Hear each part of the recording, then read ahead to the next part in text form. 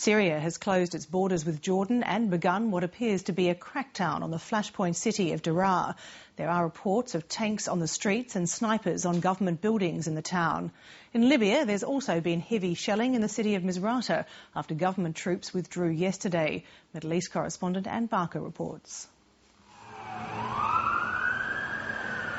It's been a bad couple of days for Colonel Gaddafi.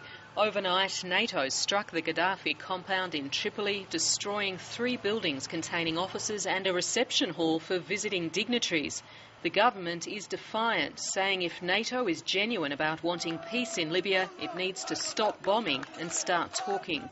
Come down on the ground and talk to us. Stop the air bombardment because it's killing people, it's making the situation worse, and it's not helping anyone.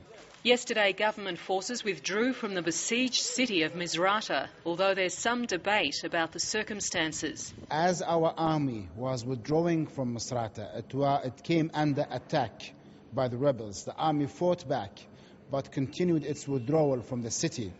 The tribal chiefs are, as we speak, moving in with their tribes into the outskirts of Misrata, and they are negotiating peace with the inhabitants of the city and the rebels. That version of events is contested by the rebels.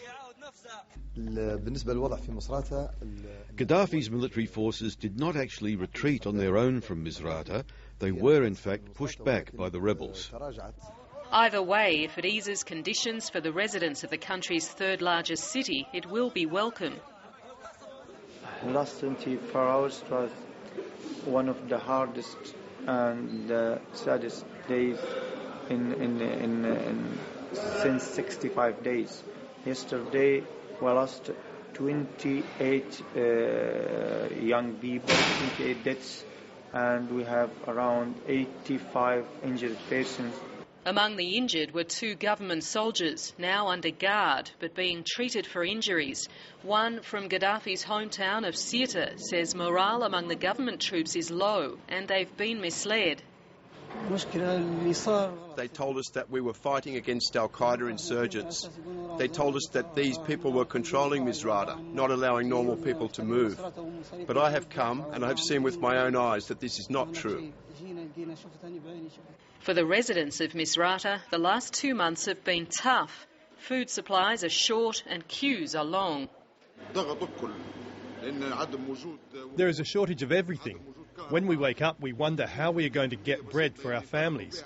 It takes up to half a day to get our supplies. But help is on the way. Aid ships have docked in the port city, unloading food, medical supplies and ambulances.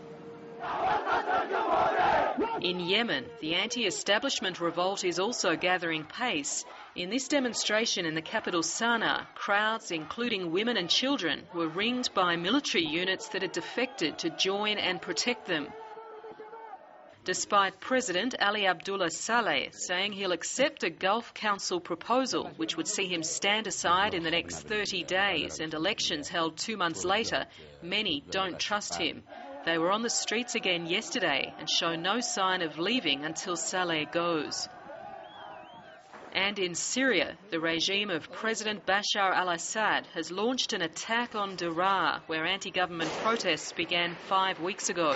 Tanks are on the streets and there are reports of snipers on government buildings. If correct, it shows that President Assad has no intention of handing over any power, despite signing into law some concessions last week. Anne Barker, Lateline.